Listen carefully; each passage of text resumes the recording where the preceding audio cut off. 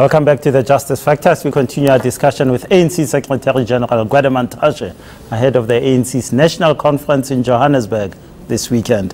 Mr. Mantashe, there are court challenges in at least 5 provinces at the moment. Court challenges to ANC structures, challenging the legitimacy of delegates and so forth and so forth. Will the ANC emerge united after this conference? What are you doing to deal with those court challenges and other challenges? I wanted to go back to the economic growth, just a little. Okay. Yeah. I want to take you back, Justice, because sometimes we are blamed for things that even happened before us. You remember, the period we charged 5%, 5.9, 4.5, 4.9, it was the time we had a policy called GEAR. There was a big outcry by everybody rejecting GEAR, and it was dumped. We moved to Asgisa, then the decline started. And what we have not asked, we're raising that question, is that what is it that was done right during GEAR and Asgisa that made us raise high economic growth? Many of the people in the ANC, when they debate that, they say it is because there was no employment growth. It didn't absorb employment. It was a jobless growth. And we say now we have a jobless decline of the economy. That is the debate that Congress must grapple with. Let me leave that. The jobless growth thing has been proven to be a myth. If you go to the University of Cape Town and you speak to one economist in particular who took all the data that's available, you will find from the University of Cape Town, that's Professor Borat. Now he conclusively shows you that there was job growth in that period. In fact, when you took over, it was 20% unemployment. Yes. You've had jobless growth, and in fact, you've had no growth and no jobs over the past 10 years. Now, the point I make, unemployment is at 27%. All I'm saying, Justice, is that Asgisa was dropped before 2008. GEAR was dropped much earlier. If you listen when the SACP talks of the 1996 class project, they attack that period. But what I'm saying, during that period, what was good, there was economic growth. I'm owning that there was economic growth. That's why we're posing a question within the ANC. Something was done correctly under GEAR, something was done correctly under Asgisa. We dropped those because we called them neoliberal, and there is decline. And the global financial crisis didn't help as an intervening period. And we must go back and retrace our steps in terms of growth and employment creation. Okay. Those are the challenges. Now, is the ANC ready for all these court challenges? We are ready for the conference. We are ready for the conference. Court challenges, they are not all, many. We've got a court challenge in the Free State, which is more focusing on the provincial conference.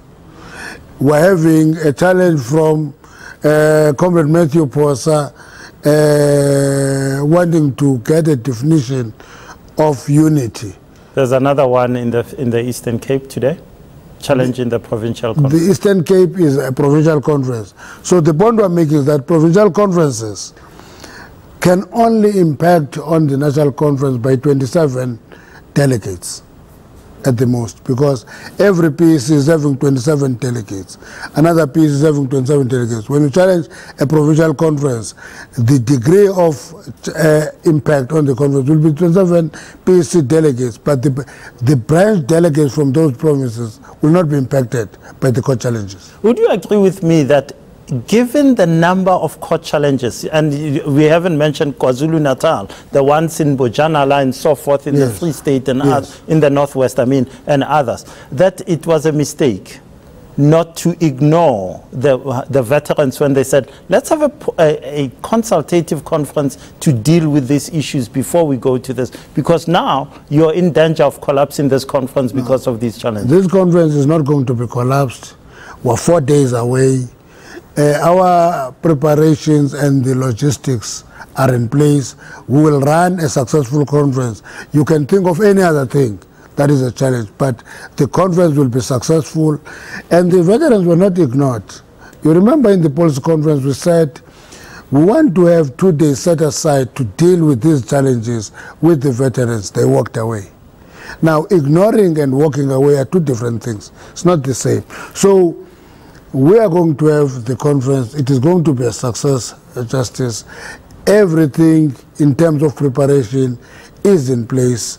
It's going to be a good conference. Are you worried that your own members do not trust your own internal processes and are increasingly going to the courts to deal with it? It's not only the question of not trusting. There is also the question of a liberation movement that is ascended to power.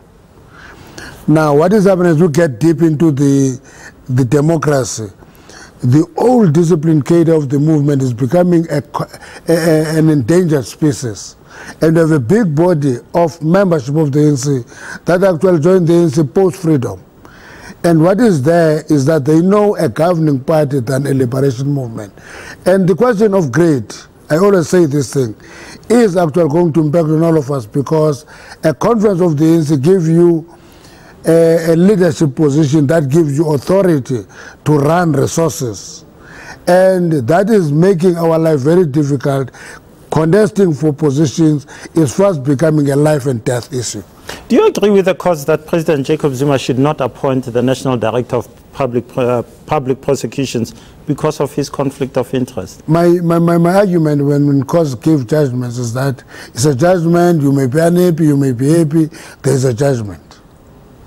Do you agree with the courts that President Zuma should not appoint the NDPP and that he should not appoint the judge in the state capture inquiry because of his conflict? The court has not said that on the appointment of the judge on state capture. The public protector has. Yes, that's why he's taking that on review. Those are institutions of state. Isn't it clear to you that he's got a conflict of interest? He is implicated in the conflict of interest. There is also a constitution in the country that determines what happens. On the National Director of Public Prosecution, there is a clear judgment. Law allows him to appeal it and do many things, but there is a court judgment. And my own view is that once there is a court judgment, we must welcome the court judgment. If people involved appeal, they are exercising a right given to them by the Constitution. Are they abusing the right? I don't know if there is something called abusing a right when you use the justice system. Justice. Do you agree with President Jacob Zuma that he should be appealing every step of the way? No, he is the President of the Republic. I have no sense of what the President of the Republic is. I know what the Secretary General of the ANC is. So, if you isn't what you've just said exactly what's wrong with the past 10 years? If you are, no, that's not what is wrong. If you are not happy with a judgment of a lower court, you have a right granted to you by the Constitution to go to a higher court. If you are convinced that it will come to a different determination, what is important is that never take the rights and be selective about them. Gwede Mantashe, thanks so much for your time, and good luck this weekend.